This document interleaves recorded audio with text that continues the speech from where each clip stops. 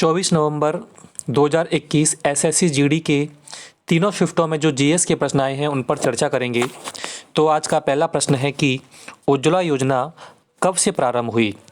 तो इसका सही जवाब है 1 मई 2016 से इस योजना का प्रारंभ किया गया है।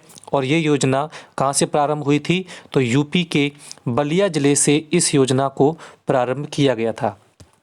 अगला प्रश्न है कि अरावली पर्वत की सबसे ऊंची चोटी किस राज्य में है।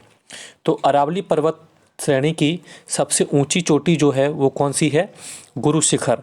और गुरु शिखर भारत के किस राज्य में है, तो गुरु शिखर भारत के राजस्थान राज्य में है। अगर हम बात करें गुरु शिखर चोटी की जो ऊंचाई है तो वो कितनी है, 1722 मीटर है। यहीं पर माउंट आबू में ही एक जैन धर्म का प्रसिद्ध मंदिर है। कौन सा मंदिर है, दिलवाड़ा जैन मंदिर। अगला प्रश्न देखते हैं, साइमन कमीशन भारत कब आया।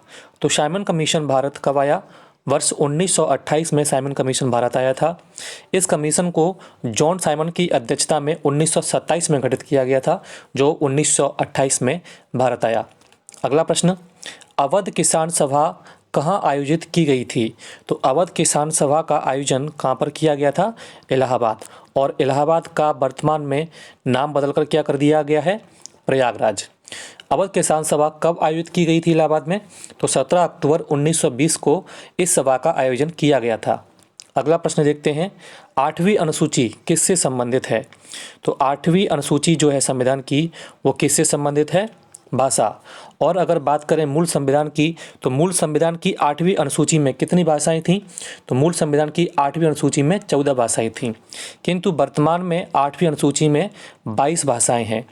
तो ये 22 भाषाएं जो हैं वो संशोधन के पश्चात हैं। तो इस अनुसूची में सबसे पहले जो संशोधन है वो कब हुआ था, 1967 में। और कौन सा संविधान संशोधन था, 21वें संविधान संशोधन 1967 में सिंधी भाषा जो है 15वीं भाषा के रूप में 8वीं अनुसूची में जोड़ी गई थी। इसके बाद 71वां संविधान संशोधन हुआ और ये संविधान संशोधन हुआ था 1992 में। इसके तहत 3 नई भाषाएं इस सूची में जोड़ी गई। कौन कौन सी थी, नेपाली, मणिपुरी और कोंकणी।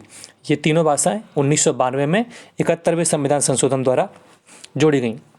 इसके बाद 4 भाषाएं जो हैं वो 92वें संविधान संशोधन के द्वारा वर्ष 2003 में जोड़ी गई थीं। और ये 4 भाषाएं कौन कौन सी हैं, बोडो, डोंगरी, मैथिली और संथाली। इस प्रकार 8वीं अनुसूची में वर्तमान में कितनी भाषाएं हैं, 22 भाषाएं हैं। अगला प्रश्न देखते हैं कि पैरालंपिक में 2 पदक जीतने वाली पहली भारतीय महिला, तो ये कौन है, अवनी लेखरा। कौन है, अवनी लेखरा। अवनी लेखरा जो हैं, राजस्थान सरकार ने बेटी बचाओ बेटी पढ़ाओ योजना के लिए इन्हें अपना ब्रांड एम्बेसडर बनाया है। अगला प्रश्न, केंद्र शासित प्रदेशों का उल्लेख संविधान के किस अनुच्छेद में किया गया है। तो अनुच्छेद 239 में केंद्र शासित प्रदेशों का उल्लेख जो है वो किया गया है। अगला प्रश्न, देव दीपावली कहाँ मनाई जाती है। तो उत्तर प्रदेश में कहाँ, वाराणसी में देव दीपावली मनाई जाती है। अगला प्रश्न, यूएस ओपन 2020 में महिला एकल का खिताब जो है वो किसने जीता है। तो यहाँ पर जो बात हो रही है 2020 की, 2020 का यूएस ओपन जो है वो किसने जीता था, नाओमी ओसाका। कौन है, नाओमी ओसाका। और नाओमी ओसाका जो है वो किस देश से हैं, नाओमी ओसाका जापान से हैं। अगला प्रश्न, करीबा बांध किस नदी पर है। करीबा बांध जो है ये अफ्रीका की जैम्बेजी नदी पर है। कौन सी नदी है, जैम्बेजी नदी। अगला प्रश्न है, ease of doing business report 2020 में भारत की रैंकिंग। तो इसमें भारत की रैंकिंग कितनी है, 63वें स्थान पर है भारत। अगला प्रश्न देखते हैं, विटामिन के का रासायनिक नाम क्या है। तो कौन सी विटामिन का पूछा है, विटामिन के। विटामिन कौन कौन सी हैं होती हैं, vitamin A, vitamin B, vitamin C, D, E और के। तो हम सबका देखेंगे कि रासायनिक नाम क्या है। तो ए का नाम रासायनिक जो नाम है वो क्या है, रेटिनॉल। वहीं बात करें बी की, तो बी का क्या है, थाइमीन। सी का क्या है, एस्कॉर्बिक अम्ल। इसके बाद डी का क्या है, डी का है कैल्सीफेरॉल। वहीं ई का जो है वो क्या है, टोकोफेरॉल। और के का है फिलिक्विनोन। क्या है, फिलिक्विनोन। तो विटामिन के का रासायनिक नाम क्या हो जाएगा, फिलिक्विनोन। अगला प्रश्न देखते हैं, रॉलेट एक्ट भारत कब आया था। तो रॉलेट एक्ट जो है ये किसकी अध्यक्षता में भारत आया था, रॉलेट एक्ट सिडनी रॉलेट की अध्यक्षता में भारत आया था। और कब आया, वर्ष 1919 में।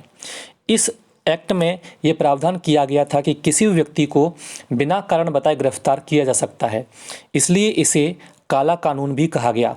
इस एक्ट के बारे में कहा जाता है, ना कोई दलील, ना कोई वकील और ना कोई अपील। अगला प्रश्न है, लोदी वंश का संस्थापक कौन था। तो दिल्ली सल्तनत के सारे वंश देखते हैं। दिल्ली सल्तनत में कौन कौन से वंश हुए। पहला जो है वो है गुलाम वंश, फिर कौन सा है, खिलजी वंश, फिर आया कौन सा, तुगलक वंश, फिर आया सैयद वंश और फिर आया लोदी वंश। तो गुलाम वंश का जो संस्थापक है वो कौन है, कुतुबुद्दीन ऐबक। खिलजी वंश का संस्थापक जलालुद्दीन खिलजी। तुगलक वंश का संस्थापक जो है वो कौन है, गयासुद्दीन तुगलक। सैयद वंश का जो संस्थापक है वो है खिज्र खां। और लोदी वंश का संस्थापक है बहलोल लोदी। दिल्ली सल्तनत की अगर बात की जाए तो इसमें सबसे ज़्यादा जो शासन है वो किस वंश के राजाओं ने किया है, तो तुगलक वंश ने दिल्ली सल्तनत पर सबसे ज़्यादा शासन किया है। वहीं खिलजी वंश ने सबसे कम किया है।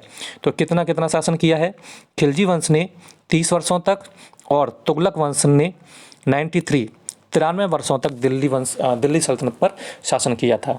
ठीक है, लोदी वंश का संस्थापक की बात कर रहे थे तो वो कौन है, बहलोल लोदी। और लोदी वंश ने कितने वर्षों तक, 75 वर्षों तक शासन किया। लोदी वंश का अंतिम शासक कौन है, इब्राहिम लोदी। इब्राहिम लोदी पानीपत के प्रथम युद्ध में बाबर से युद्ध करते हुए मारा गया था। अगला प्रश्न है, आईपीएल 2020 का खिताब किसने जीता था। तो आईपीएल 2020 ये मैं आपको पहले ही बता चुका हूँ किसने जीता है, मुंबई इंडियंस ने। और 2021 का खिताब किसने जीता था, चेन्नई सुपर किंग ने। आईपीएल की स्थापना कब हुई थी, कब से शुरू किया गया था आईपीएल, 2008 से आईपीएल शुरू हुआ था। अगला प्रश्न, काकोरी कांड कब हुआ था। तो काकोरी कांड जो है वो 9 अगस्त 1925 को हुआ था। और इस काकोरी कांड में कौन कौन सम्मिलित था, रामप्रसाद बिस्मिल, रोशन सिंह, अशफाक उल्ला खान और राजेंद्र लाहिड़ी।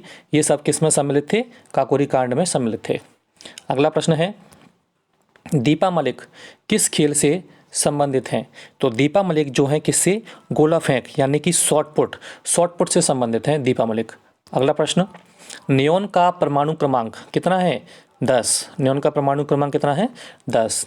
अगला प्रश्न, अमेरिका की उपराष्ट्रपति भारत के किस राज्य से संबंधित हैं। तो पहले तो ये बताइए कि उपराष्ट्रपति है कौन। तो अमेरिका की उपराष्ट्रपति कौन है, कमला हैरिस। ये भारत के किस राज्य से संबंधित हैं, तमिलनाडु से संबंधित हैं। और कमला हैरिस ही अमेरिका की पहली महिला कार्यवाहक राष्ट्रपति भी अभी हाल ही में बनी है। कमला हैरिस की 3 किताबें महत्वपूर्ण हैं, कौन कौन सी हैं, smart on crime, the truths we hold और तीसरी है सुपर हीरोज आर एवरीवेयर। अगला प्रश्न, सुभाष चंद्र बोस अंग्रेजों की नज़रबंदी से कब आज़ाद हुए थे। तो कब आज़ाद हुए थे, 1941 में। कब हुए थे, 1941 में। ये ज़ियाउद्दीन नामक पठान का वेश रखकर अफगानिस्तान की ओर फरार हो गए थे कलकत्ता से। अगला प्रश्न है, राज्यसभा का पदेन सभापति कौन होता है। तो सबसे पहले हम बात करते हैं अनुच्छेद 63 की। अनुच्छेद 63 में कहा गया है कि भारत का एक उपराष्ट्रपति होगा। और वहीं पर उसके बाद जो अनुच्छेद है 64 में कहा गया है भारत का उपराष्ट्रपति राज्यसभा का क्या होगा, पदेन सभापति होगा। तो राज्यसभा का पदेन सभापति कौन होगा, भारत के उपराष्ट्रपति ही राज्यसभा के पदेन सभापति होते हैं। अगला प्रश्न, 100वां संविधान संशोधन कब हुआ। तो 100वां संविधान संशोधन जो है वो 2015 में हुआ था। और ये किससे संबंधित है, भारत और बांग्लादेश के मध्य भूमि के आदान प्रदान से संबंधित है 100वां संविधान संशोधन। अगला प्रश्न है, रियो ओलंपिक कब हुआ। तो रियो ओलंपिक कब हुआ है, 2016 में। ठीक है, इसके बाद 2020 का जो ओलंपिक है वो कहाँ पर हुआ, टोक्यो यानी कि जापान में। इसके बाद 2024 का जो ओलंपिक होगा वो कहाँ पर होगा, ये होगा आपका फ्रांस में। और इसके बाद 2028 का जो ओलंपिक है ये कहाँ होगा, यूएसए में। अगला प्रश्न, अगस्त 2020 में कश्मीर के राज्यपाल के रूप में किसने शपथ ली थी? तो मनोज सिन्हा, जो वर्तमान में भी कश्मीर के राज्यपाल हैं, मनोज सिन्हा, उन्होंने अगस्त 2020 में कश्मीर के राज्यपाल के रूप में शपथ ली थी। अगला प्रश्न है, सितारा देवी का संबंध किस नृत्य से है? किस नृत्य से है सितारा देवी का संबंध? तो वो कौन सा नृत्य है? कथक से संबंधित है। अगर राज्य पूछा जाए कि सितारा देवी किस राज्य से संबंधित हैं, तो उत्तर प्रदेश से संबंधित हैं। अगला प्रश्न है, रचना दोआब किन दो नदियों के मध्य है? तो इसके लिए हम सिंधु नदी की जो 5 सहायक नदियां हैं उनको देखते हैं पहले। तो उत्तर से दक्षिण की ओर इन नदियों का क्रम है झेलम, चेनाब, रावी, व्यास, सतलज। ठीक है, तो ऊपर की जो दो नदियां हैं झेलम और चिनाब, झेलम और चिनाब, इन दोनों का दोआब क्षेत्र क्या कहलाता है? छाछ। क्या कहलाता है? छाछ। छाछ दोआब क्षेत्र किन कौन कौन सी नदियों के बीच में है? झेलम और चेनाब। इसके बाद है चेनाब और रावी। चेनाब और रावी के बीच का जो दोआब है वो क्या कहलाता है? रचना दोआब। इसके बाद रावी और ब्यास, रावी और ब्यास के बीच का दोआब क्षेत्र वारी दोआब क्षेत्र कहलाता है। और व्यास और सतलज के बीच के दोआब क्षेत्र जो है वो विष्ट दोआब कहलाता है। तो जो है यहाँ पर बात हो रही है रचना दोआब की। तो रचना दोआब जो है ये कौन कौन सी नदियों के बीच का क्षेत्र है? चेनाब और रावी। अगला प्रश्न है,